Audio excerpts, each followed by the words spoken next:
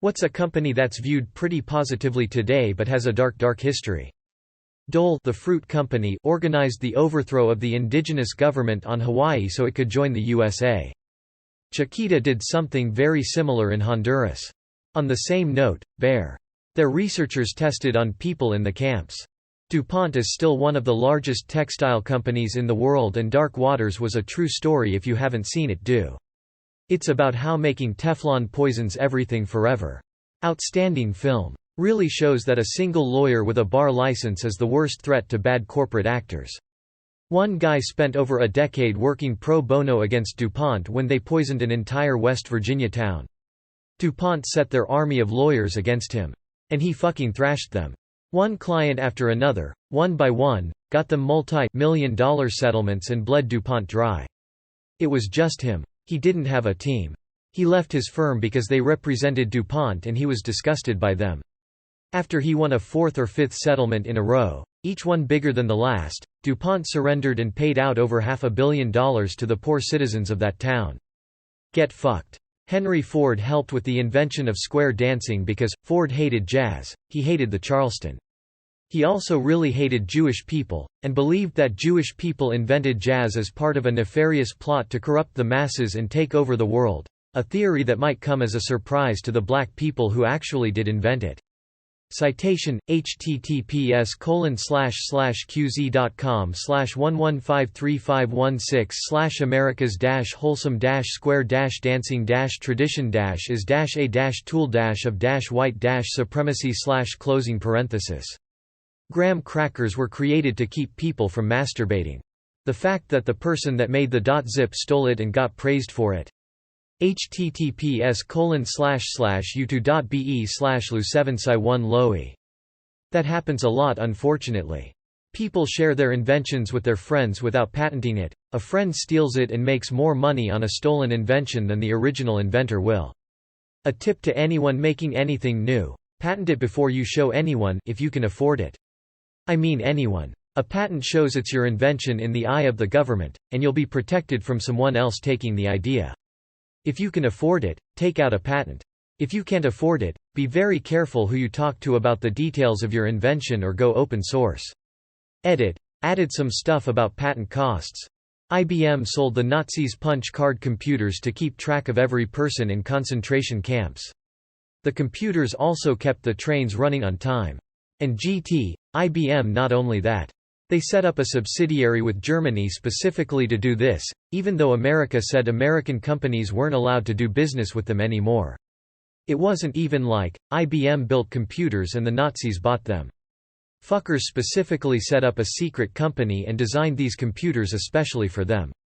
Apparently it's why they don't ever give interviews. This isn't as bad as some others, but Hugo Boss made Nazi uniforms, but a lot of people don't remember that. It's more about who made those uniforms in Hugo Boss. It was the Jewish prisoners who worked as slaves. Till everyone made stuff for the Nazis. Siemens is a global corporation that was involved in the Holocaust. They built the trains that transported Jews to the camps and were involved in a variety of industries supporting the Nazis. They had over 200,000 workers at the height of the war and forced tens of thousands of workers to work against their will. Crazy how times change. Now they make trains for public transit and are a major player. James Jameson, https://firstweFeast.com/drink/2015/02/james-jameson-bot-a-10-year-old-girl-to-watch-her-be-eaten-by-cannibals bought and fed a girl to a cannibal tribe. I'd probably say Chiquita, formerly the United Fruit Company. What I thought was an innocent fruit company has actually been involved in American intervention in Latin America for decades. I don't remember all of the details, so I could be wrong, but here's an example. When the then president of Guatemala Jacobo Arbenz instituted land reforms that would have taken away a large chunk of United Fruit land, United Fruit lobbied to the CIA and argued that the government was aligned with the Soviets. Moreover, the director of the CIA at the time, Alan Dulles, was a board member of United Fruit. His brother, Secretary of State John Foster Dulles, worked for a corporate firm that represented United Fruit. There were a lot more people in government who had deep ties to United Fruit. Not to put too fine a point on it, but Arbenz was fucked. The CIA overthrew him. After the overthrow, the CIA installed a military dictatorship that reversed the land reforms and exacted revenge on trade unions among other groups people aligned with Arbenz. This and other like interventions led to the coinage of the term, "banana republic," to describe such a servile dictatorship. Edit. For readability. Wells Fargo. Not sure they're entirely viewed positive today, but they've been full of crooks for years. Boy, my time to shine has come. One December day in 2017, when I was between schools and doing odd jobs, I was doing a sort of promotional thing for a company called Degussa. They're a German company, who today specializes in gold and other precious metals. Essentially, me and the others occupied several positions in Zurich's main station to hand out chocolates and flyers to passers-by. Well, the day goes on, I go home, and tell my dad about what I did today, as you do.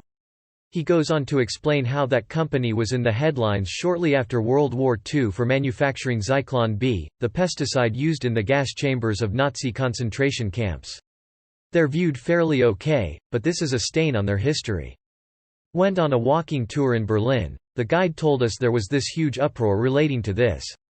Apparently the company that had made a waterproof graffiti-proof coating for the memorial to the murdered Jews, was a former subsidiary of the one that had made gas for the gas chambers.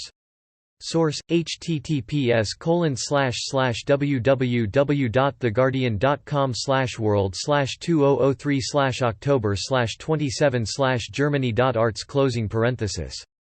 Mostly accurate. With Hitler's rise to power came an immense industrial boom in Germany and everyone wanted on board. Chiquita. They once funded rebels in a South American country to overthrow the government, in order to have land to build banana plantations. Banana plantations are famously laborious places. If you've ever heard the song, "Come Mr. Tally Man, Tally Me Banana," that's what it is about. From Wikipedia and AMP. #X200B. Day-O, the Banana Boat Song, is a traditional Jamaican folk song. The song has Mento influences, but it is commonly classified as an example of the better-known calypso music. It is a work song, from the point of view of dock workers working the night shift loading bananas onto ships. Not a specific company, but an industry, Hollywood. During the late 1930s, Hollywood put a ban on anti-Nazi propaganda in film since they had a big market in Europe and didn't want to step on toes. The notable exception was Warner Brothers. Jack and Harry Warner family left Germany and came to America. The brothers saw the threat of fascism. They were the first studio to create anti-Hitler content. Chaplin produced it himself, but United Artists distributed The Great Dictator. Continental Tires. Stock for Mercedes and other luxury cars. They tested their durability by making WW2 camp prisoners walk in shoes made with their rubber soles upward to 30 miles each day. Many collapsed and died from dehydration and from being malnourished already. Edit.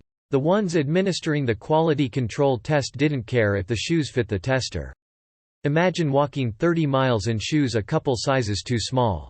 https://www.dw.com/and/germany-nazi-past-continental-tires/a-547198878 Edit 2. The company makes more than just tires, but it's mostly known for its tires. From a New York Times article. While supplying the German military with tires, bullet-resistant fuel tanks, gas masks and brakes for battle tanks, Continental and its subsidiaries also produced consumer products like soles for shoes and hot water bottles that helped fulfill the regime's promise to deliver prosperity to the German people.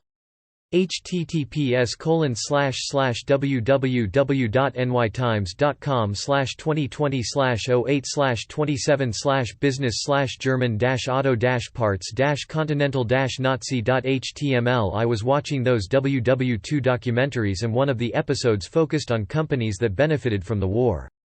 A good portion of the episode mentioned Continental, a company who is reconciling with its past and is making positive commendable effort to not hide it, and other companies. I forgot which big company that was mentioned, but it's still not taking any responsibility for abusing war prisoners. Total coincidence that I had replaced all 4 Continental tires with another set 2 days prior.